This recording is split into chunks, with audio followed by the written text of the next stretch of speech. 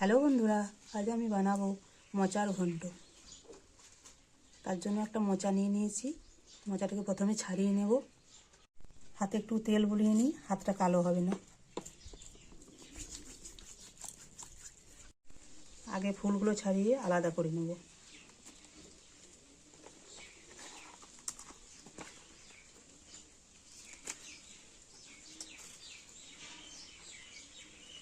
বের করে নিলাম। এবার একটা একটা করে ছাড়িয়ে নেব। সাদা অংশটা আর এই শক্তটা বের করে নিতে হয়। একটা একটা করে বের করতে হয়, তাই অনেক সময় লাগে। এইভাবে সবগুলো বের করে নেব। এই দেখুন ফুলগুলো ছাড়ানো হয়ে গেল। এবার এগুলোকে কেটে নেব। একটা বাটির মধ্যে হলুদ জল নিয়ে নিয়েছি। এগুলো এর মধ্যে কেটে কেটে দিয়ে দেবো, ফুলটা কালো হবে না। এরকম ছোটো ছোটো করে কেটে নেব।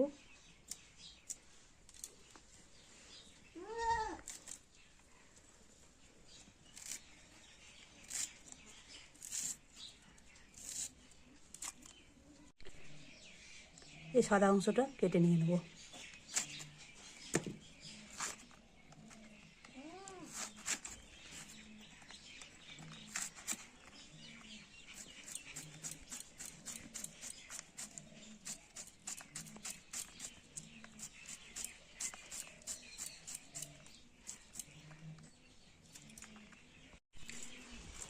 কাটা হয়ে গেল।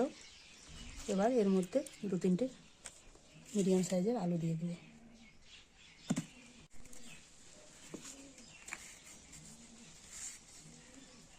আলুগুলো এইভাবে ছোটো ছোটো করে কেটে নেব।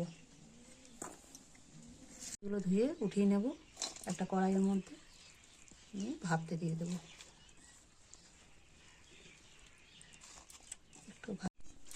একটু ভাপিয়ে নিলে কষা ভাবটা চলে যায়। 10 মিনিট মতো ভাপতে দিয়ে দিই।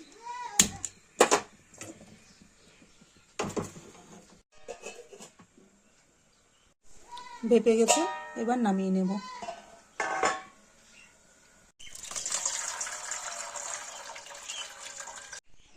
ফুলগুলো ছেঁকে নিলাম একটা বাটিতে। মশলার জন্য নিয়ে নিয়েছি জিরে, শুকনো লঙ্কা, পেঁয়াজ, রসুন আর আদা।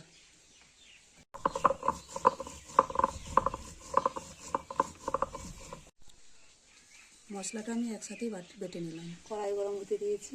প্রথমে আলুটাকে ভেজে নেব।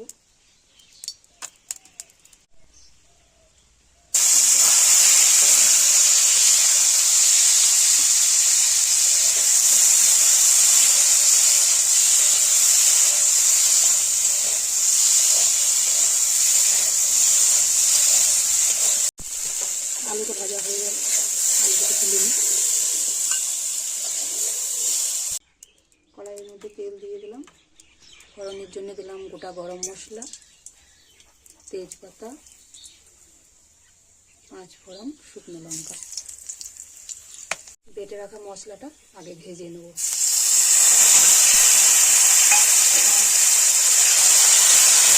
এর মধ্যে সব কিছু হয়ে গেছে। হলুদ গুঁড়ো, লবণ, অল্প একটু চিনি দিয়ে ভালোভাবে মশলাটা ভেজে নেব। মশলাটা ভাজা হয়ে গেছে। এবার মোচাটা দিয়ে দেবো।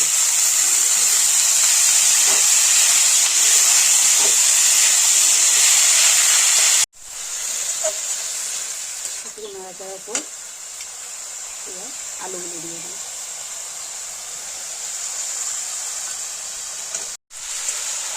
ভালোভাবে কষে নেব।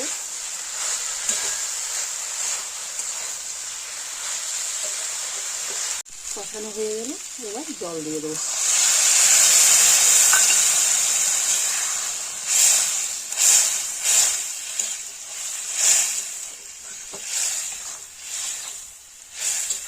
সবজিটা হয়ে এসছে। এবার এর মধ্যে গরম মশলা দিয়ে দেবো।